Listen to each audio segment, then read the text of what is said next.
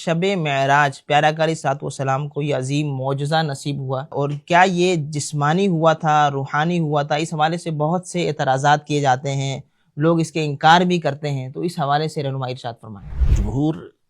اہل اسلام کا موقف ہے، اور جو صحیح اور درست ترین موقف ہے وہ یہی ہے کہ نبی پاک صلی اللہ تعالیٰ علیہ وآلہ وسلم کو جسمانی معراج یہ کروائی گئی، اور آپ علیہ السلام اپنے جسم اقدس کے ساتھ مسجد حرام سے مسجد اقصیٰ تک تشریف لے کر گئے، اور اس پر بہت سارے دلائل قرآن و سنت کے اندر موجود ہیں کہ جو قرآن کی آیت یعنی سورہ بنی اسرائیل کی پہلی آیت ہے،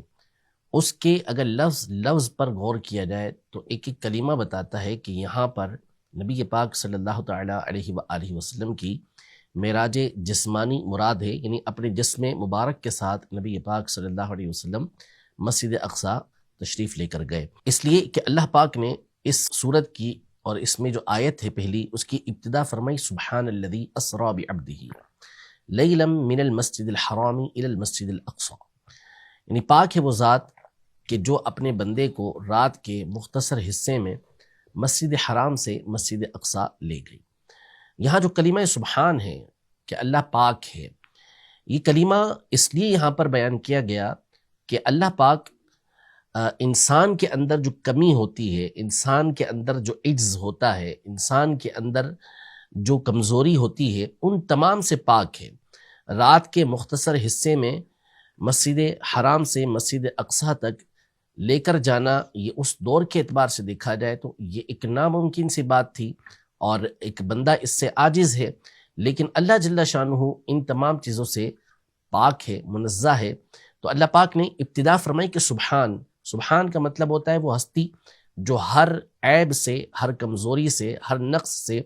پاک ہو۔ تو یہ بات واضح ہو گئی کہ یہاں پر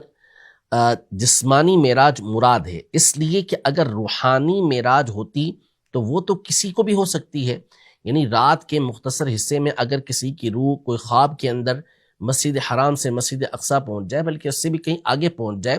تو کوئی انکار نہیں کرے گا کہ خواب کے اندر تو یہ چیزیں ہر ایک کو دکھائی جا سکتی ہیں، روح تو کسی کی بھی نیند کے اندر سفر کرتی ہوئی کہاں سے کہاں جا سکتی ہے۔ پھر اس کے بعد جو عبد کے لفظ ہیں، اس میں بھی عبدی ہی کہ اپنے بندے کو لے گیا، تو عبد کہتے ہی اس ذات کو ہیں کہ جو جسم اور روح کا مجموعہ ہوتا ہے، جس میں جسم بھی ہو اور روح بھی ہو، تو ایسی ذات کو عبد کہا جاتا ہے، یہی عبد کا حقیقی معنی ہے۔ تو لہذا یہ خود لفظ بتا رہا ہے کہ اللہ جل شانہ نے نبی پاک صلی اللہ تعالیٰ علیہ وآلہ وسلم کو جسم اقدس کے ساتھ یہ معراج نصیب فرمائی۔ نمبر 3، جو احادیث طیبہ ہیں اور جو سیرت مبارکہ ہے نبی پاک صلی اللہ علیہ وسلم کی، جب ہم اس کا مطالعہ کرتے ہیں تو بالکل واضح ہوتا ہے کہ آپ صلی اللہ تعالیٰ علیہ وآلہ وسلم کے اس معراج کے واقعے کی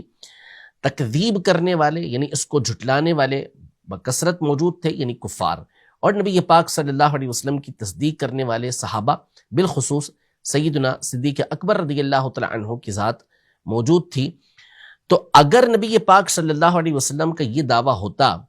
کہ روحانی طور پر میری روح یا نیند کی حالت میں مجھے یہ معراج کروائی گئی،